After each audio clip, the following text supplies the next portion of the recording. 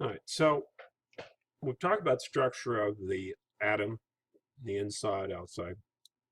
We've talked about how the electrons arrange themselves, and we've talked all the way out to the electrons in the outer shell seem to decide what anything does because they donate electrons or they take away electrons.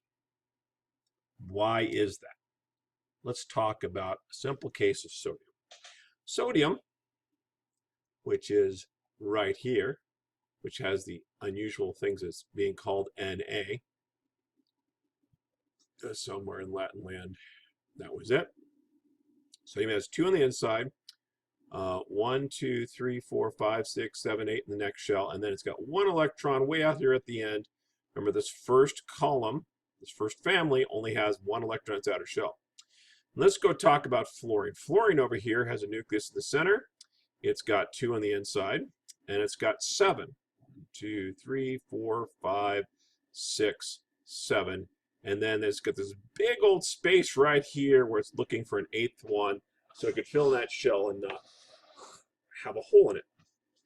So why do these two things do what they do? Well, we put sodium in with water. Oxygen here wants to grab 2 electrons. So the moment sodium hits the water, the sodium's like, here, have an electron. And the oxygen breaks off and releases hydrogen into the air. Hydrogen is explosive. And that's why it goes boom. When you put sodium next to chlorine, this thing wants to donate 1 electron. This thing wants to get 1 electron. So what happens when they run into each other? Well, this electron bounces off of it 18 times. But on the 19th time, this one fits right in here. It spins and slams in that little hole. When it does so, the sodium becomes 2 shells and it's stable. Oh, I messed that up. It's 3 shells. Doesn't change my point. There's a 3rd shell in here. Oh, there's a 2nd shell in here. So there's a 2nd shell and a 3rd shell. And now it's completely happy though, right? It's got no place, no holes, no random one floating out in space. Same thing just happened to chlorine, by the way. Chlorine has 2 in its inside shell and now has 8 in its next shell. And it's fully happy. Both of these have now reacted as much as they ever will. They're as happy as they possibly can be. Now, there is one other glitch in the matrix, and that is when this thing gives away 1 electron, this becomes negative, and this becomes positive 1, right? Because it lost a negative, this becomes positive 1. Because it gains a negative, this becomes a negative 1. Now, negatives and positives attract each other, so these two actually stick together. And so if you put sodium with chloride, you get sodium chloride, which is salt. Why does it go together like this and not H2O? Well, because this wants to donate 1, this wants to get 1. They're happy 1 to 1. If you don't give them 1 to 1, then things won't work. Okay, so here's what's going to happen. So lithium wants to, it's over here. Lithium wants to donate 1. Okay, lithium wants to donate 1. Chlorine wants to gain 1 because it needs 1 more to be argon. So 1 lithium with 1 chlorine, happy land. How about Ki? K, potassium's down here on the chart. You'd have to get a better periodic table and you'll have a better one. It'll be attached to this assignment. Potassium's here. Iodine's down here as well. Potassium wants to donate 1. Iodine wants to get 1. They're perfectly happy being Ki. Now, the next one on our list is cesium and fluorine. Cesium's way down here. Fluorine's right here. They're both nasty, reactive, explosive, whatever.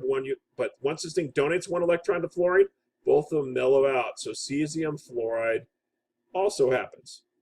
And it's CSF. Now, next one, a little bit trickier. Not massively so. Calcium is right here on the chart. That means it wants to donate not just 1, but it's got to donate 2 to get down to argon. Okay?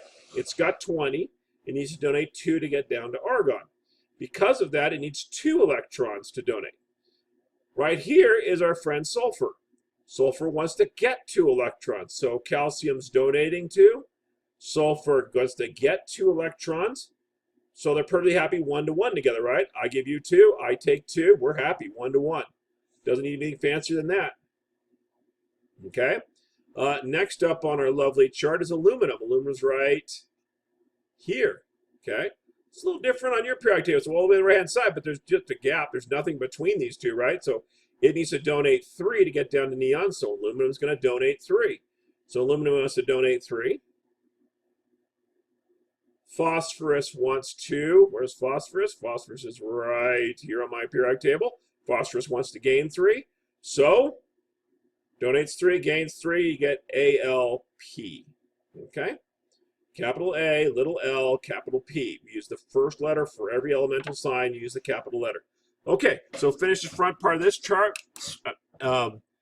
Then you're going to want to pause this video and then finish that first part of the video, finish the front part of the page, and then come back and see me for the second part. Okay, then unpause and come see me for the second part. All right, here we go. So hopefully that was horrifically easy. If it wasn't, send me information so I can try to get there. So now, if all chemistry worked that way, then it would be really boring, and we wouldn't actually have to work as hard as we are working. Some things don't. Specifically, let's talk about beryllium, Be, and let's talk about bromine. Now, beryllium is right here. It wants to donate 2. Bromine is right here. It wants to gain just 1. Well, crud. That's not 1 to 1. Beryllium wants to donate 2. Bromine only wants 1. It's not going to take 2. So what happens here is we think about it for a moment. Well, here's what's going to happen. Beryllium is going to donate 1, so it gets a bromine. But it's still got 1 more to do, so it's going to donate another 1 to a second bromine. It takes 2 bromines to make 1 beryllium happy, and so this is what beryllium bromide looks like. And so beryllium donates 2.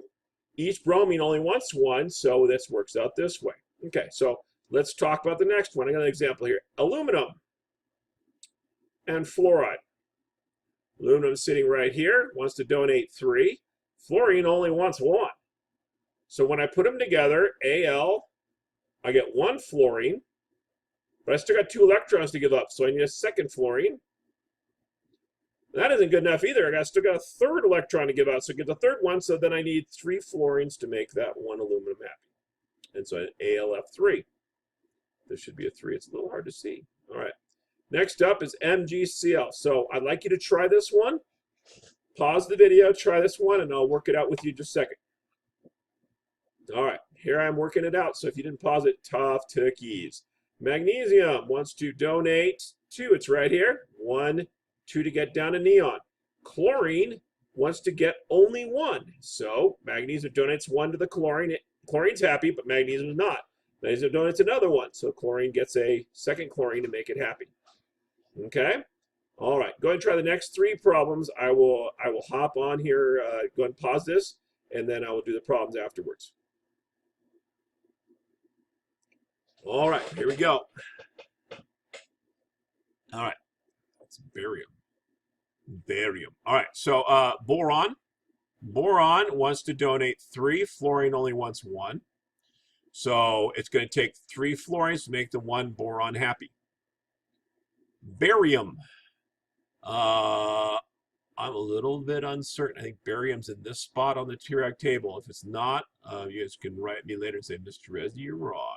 So barium wants to donate 2, but iodine, which is down here, I know, only wants 1. So therefore, one iodine makes a barium. Barium's donated once. Not good enough.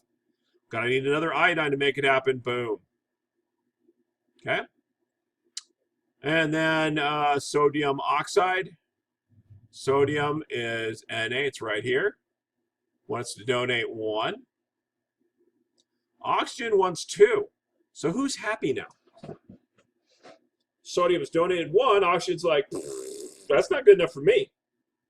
You ain't doing it good enough for me. I need to have another electron, so I need another sodium, right? Sodium's happy once it donates 1. Oxygen's not happy, so I need a second sodium to make this 1 oxygen happy. Got it? All right. So do this assignment, get it done, submit it to me. Some of you have stopped submitting assignments. We are not going back to school, so I won't be able to check you later. So it needs to be in my box if you want the points for it. So get it into my box so I can look at it and go, yep, you get credit for that. Second piece of the puzzle is there's an extra credit on this one.